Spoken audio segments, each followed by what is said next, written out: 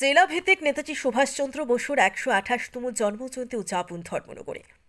২৩শে জানুয়ারি ভারতের অন্যতম স্বাধীনতা সংগ্রামী নেতাজি সুভাষচন্দ্র বসুর ১২৮তম জন্মজয়ন্তী। গোটা দেশে দিনটি পরাক্রম দিবস হিসেবে পালিত হয়ে আছে। গোটা দেশের সাথে রাজ্যের উত্তর ত্রিপুরা জেলায়ও জেলা প্রশাসন, তথ্য সংস্কৃতি দপ্তর, বিদ্যালয় শিক্ষা দপ্তর ও ধর্মনগর পৌর পরিষদের যৌথ সহযোগিতায় নেতাজি সুভাষচন্দ্র বসুর ১২৮তম জন্মজয়ন্তী উপলক্ষে নানান কর্মসূচির আয়োজন করা হয়।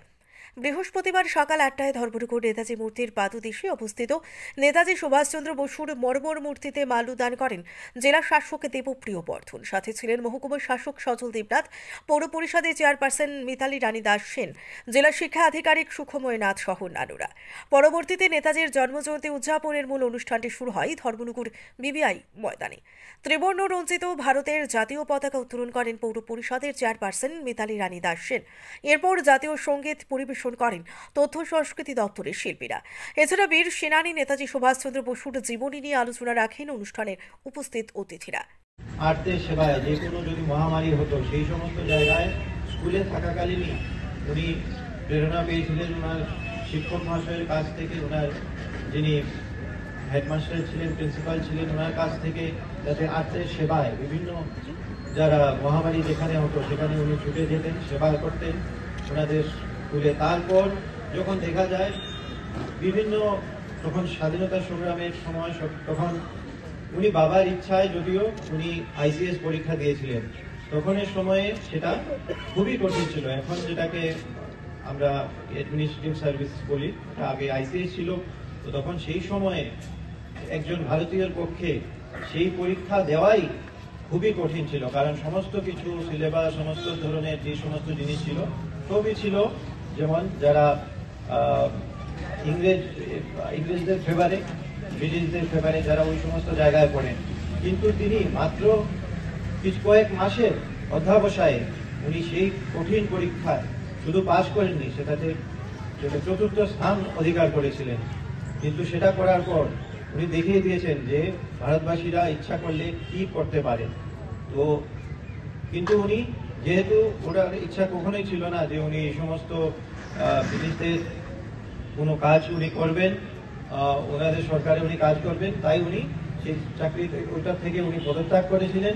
করে সবসময় মানে দেশের সেবা যাতে করতে পারেন সেই জন্য উনি দেশবন্ধু চিত্তরঞ্জন দাস ওনার সাথে কন্ট্যাক্টে ছিলেন, তো ওনার সাথে প্রথমে যোগদান করেন। তারপর আমরা জানি বিভিন্ন সময়ে ইভেন উনি ইন্ডিয়ান ন্যাশনাল কংগ্রেসে উনি জয়েন করেছিলেন, বিভিন্ন সময় উনি প্রেসিডেন্টও ছিলেন।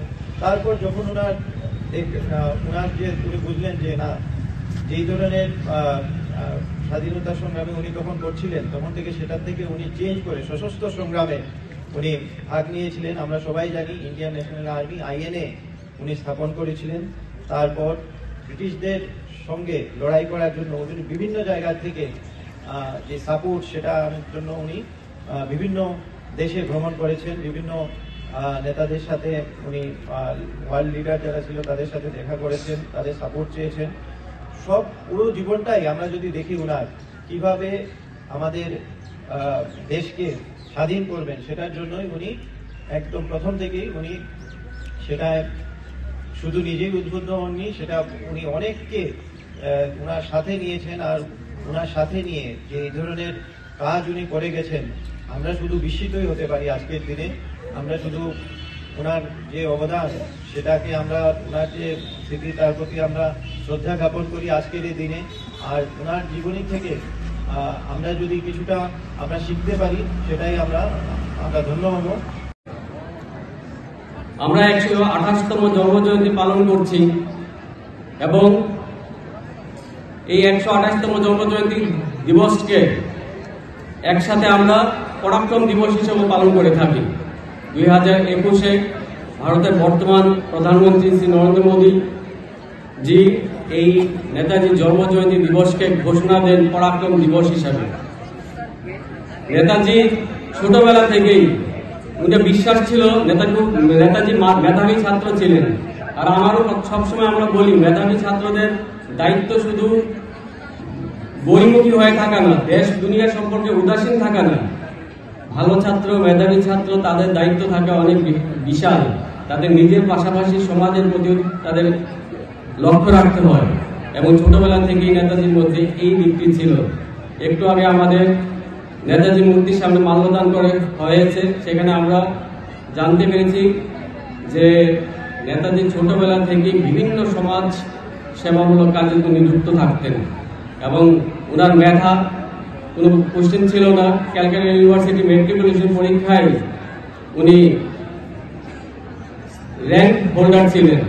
আগামী জীবনে উনি স্কটিশ চার্চ, প্রেসিডেন্সি, ক্যামব্রিজ এইসব উচ্চ শিক্ষা প্রতিষ্ঠান থেকে শিক্ষিত হয়ে আইসিএস পরীক্ষা, যেটা বর্তমানে আমরা বলি আইএস, ইন্ডিয়ান অ্যাডমিনিস্ট্রেটিভ সার্ভিস, তখন ছিল আইসিএস, যেটা ব্রিটিশ সরকার পরিচালনা করতেন এবং ওই যে পরীক্ষায় ব্রিটিশরাই প্রাধান্য পেতেন, কালেক্টর এইসবগুলি ব্রিটেন থেকে ইংরেজরাই হতো যারা আমরা শাসন করত। কিন্তু নেতাজি ওই এত কঠিন একটা পরীক্ষায় স্থান দখল করে নিয়েছিলেন এবং কিন্তু হৃদয়ে দেশ ভাবনার স্বপ্ন, স্বাধীনতার স্বপ্ন থাকার জন্য তিনি ব্রিটিশ সরকার পরিচালিত আইসিএস পরীক্ষায় উত্তীর্ণ হলেও চাকরি ত্যাগ করেছেন।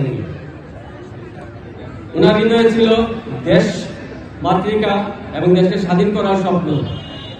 তার জন্য তিনি ওনার স্বাধীনতার স্বার্থের বিভিন্ন ধরনের কাজ তিনি করে গেছেন। আমরা অবাক হই, এত বছর পূর্বে যেখানে ছিল না যোগাযোগ ব্যবস্থা, বর্তমান যেমন আমরা দেখি যোগাযোগ ব্যবস্থা স্বল্পতা সত্ত্বেও তিনি দেশ ও মাতৃকে স্বাধীন করার জন্য ইংরেজ যখন ওনাকে গৃহবন্দী করে রেখেছিলেন, ইংরেজের চোখের ধুলো দিয়ে উনি Japan, Germany, Afghanistan, Russia, Singapore ওইসব বিভিন্ন দেশে ঘুরিয়ে বেড়েছেন ভারতবর্ষকে স্বাধীন করার জন্য, সাহায্য হাত পাওয়ার জন্য।